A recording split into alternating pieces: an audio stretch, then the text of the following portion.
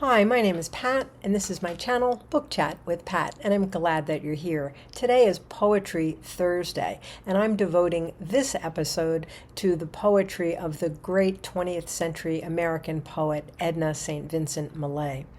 This week, the New York Times has been featuring a series of poetry exercises to help us to memorize a poem. And the poem that is being featured this week, and there's a different exercise each day of the week, is Edna St. Vincent Millay's poem Recuerdo.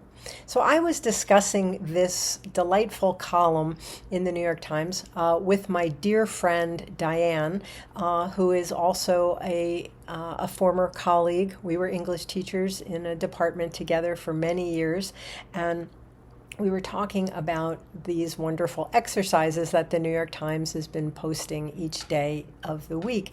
And she said to me that Edna St. Vincent Millay has always been her favorite poet. So I started thinking about doing my next Poetry Thursday episode on Millay, and so here we are today.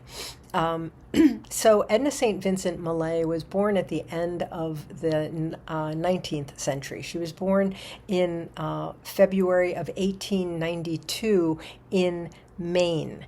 She wrote a poem called Renaissance and entered it into the Lyric Years Poetry Contest, where she won fourth place, and her poem was published in an anthology. This brought her immediate acclaim and ultimately even a scholarship to Vassar College, where she would continue to write poetry, to study literature, and to become involved in the theater. In 1917, the year of her graduation, she finished her first book and published her first book, Renaissance and Other Poems. At the request of Vassar's drama department, she also wrote her first verse play, The Lamp and the Bell, which was actually a work about the love between women. After she graduated from Vassar, she moved to New York City's Greenwich Village, where she lived with her sister Norma, and they lived something of a bohemian life. She published poems during this time period in Vanity Fair magazine, and also the Forum, and she wrote a number of short stories as well, and satirical pieces, and she was writing at this time under the name Nancy Boyd. She and her sister Norma also acted with the Provincetown Players, and she befriended a number of famous writers around this time. She published a few Figs from Thistles in 1920.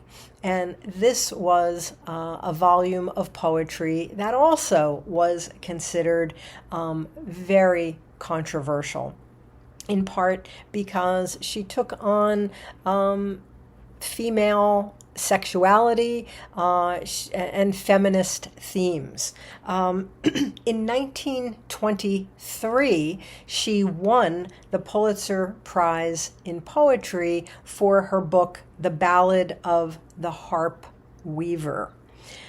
In addition to publishing 3 plays in verse, she also wrote the libretto for one of the few American grand operas, The King's Henchman, and that was in 1927.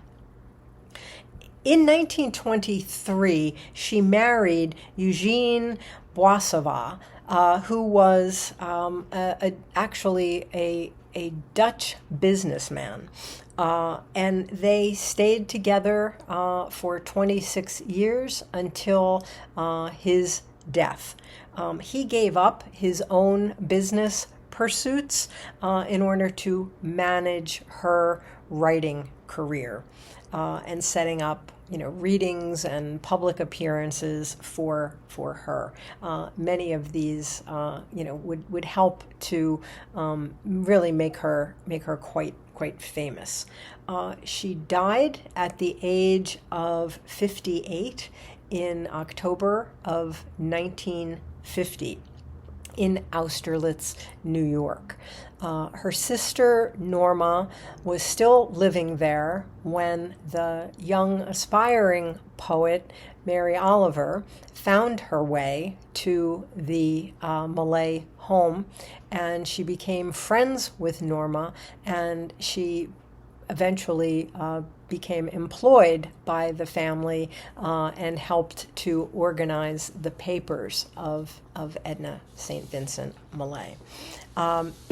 For many years during the 20th century, the later part of the 20th century, her poetry kind of fell out of favor. And she was even often excluded from anthologies. For a while, I think even the Norton Anthology of Poetry did not include her.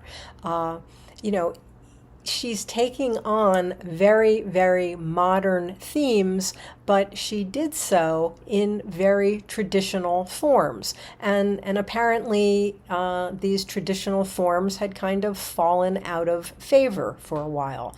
I'm happy to say she most definitely is included in the most recent editions of the Norton Anthology of Poetry. I'm going to be reading her work from collected poems. And this is a large volume that contains most of her poetry and some of her other writing as well. And it definitely contains representative samples from all of her books. One of the things that she was actually famous for was that she wrote frequently in the sonnet form. So I'm going to be reading a couple of her sonnets, but a couple of her other poems as well.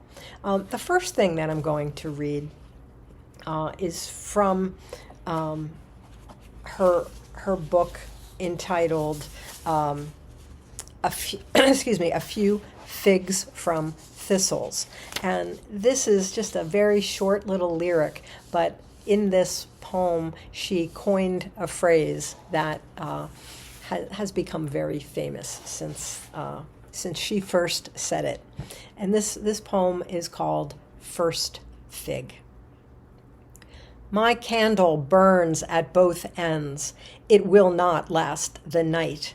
But my foes, and my friends, it gives a lovely light.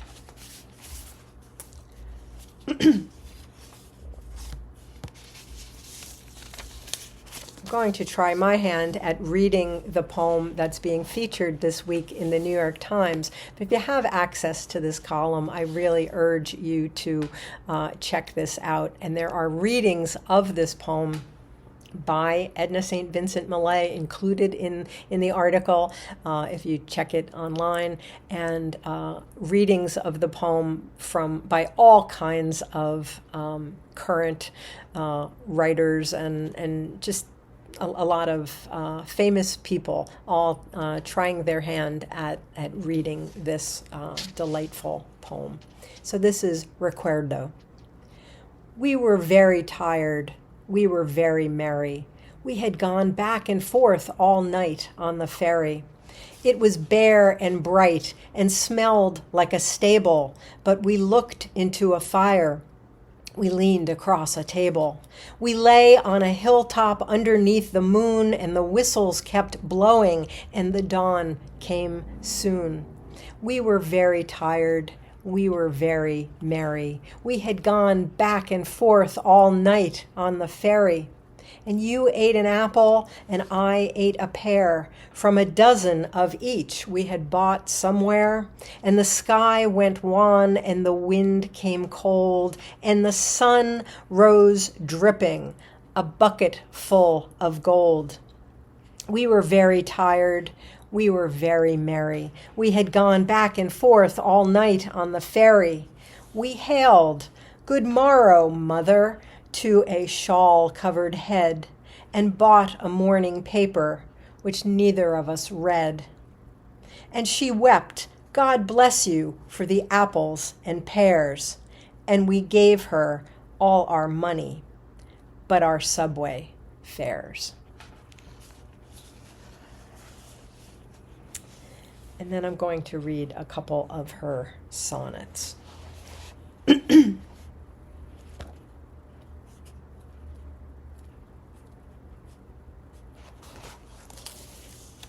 This one is sometimes known by its first line, and sometimes it's, it's just referred to as Sonnet 30. Love is not all. Love is not all. It is not meat nor drink, nor slumber, nor a roof against the rain, nor yet a floating spar to men that sink and rise and sink and rise and sink again. Love cannot fill the thickened lung with breath, nor clean the blood, nor set the fractured bone. Yet many a man is making friends with death, even as I speak, for lack of love alone. It well may be that in a difficult hour, pinned down by pain and moaning for release, or nagged by want past resolution's power, I might be driven to sell your love for peace, or trade the memory of this night for food. It well may be. I do not think I would.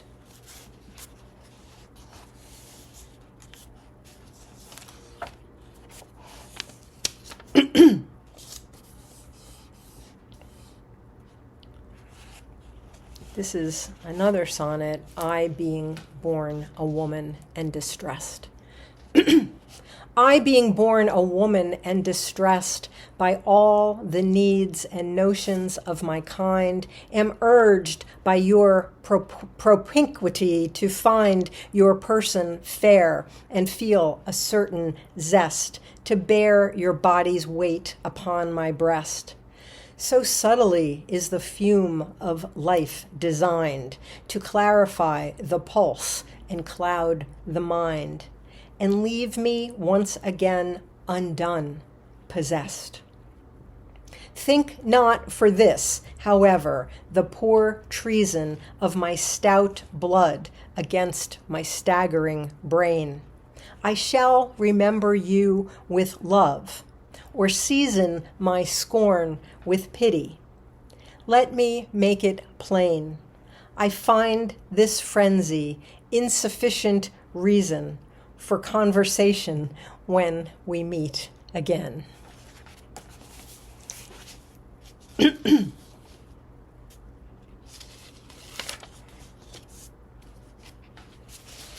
And finally, I'm going to close with Time Does Not Bring Relief.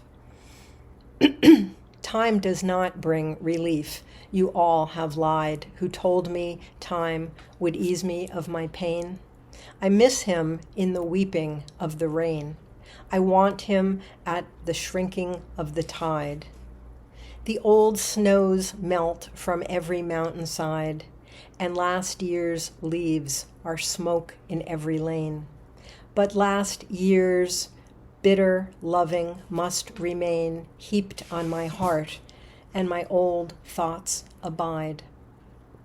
There are 100 places where I fear to go, so with his memory they brim, and entering with relief some quiet place where never fell his foot or shone his face, I say, there is no memory of him here, and so stand stricken, so remembering him. So that's just a little bit of the poetry of one of the greatest American poets of the 20th century, Edna St. Vincent Millay. As always, I thank you for watching. I hope that you're doing well. I'll speak with you again soon. Take care.